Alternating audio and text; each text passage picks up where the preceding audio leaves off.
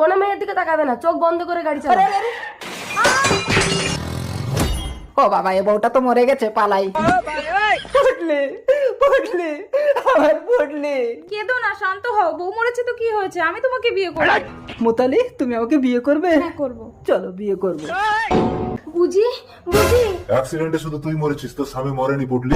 সম্রাজ, আমার স্বামী তাহলে মরেনি? আমার স্বামী যদি অন্য কোনো মেয়ের দিকে চোখ তুলে তাকায়? চিত্রগুপ্ত রোবট, একে স্ক্যান করে দেখো তো এর পাপ পুণ্য কি আছে, একে স্বর্গে পাঠাবো না নরকে।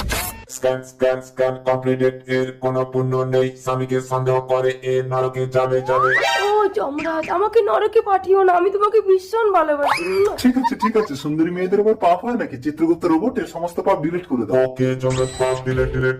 সুন্দরী, এবার আমি তোমাকে স্বর্গে পাঠাবো। না না, ওকে মরতে গিয়ে আবার স্বামীর সেবা করে পুণ্য করে আসতে হবে, তবেই স্বর্গে যেতে পারবে। মরতে, তারপরে থেকে আবার জীবিত করতে হবে।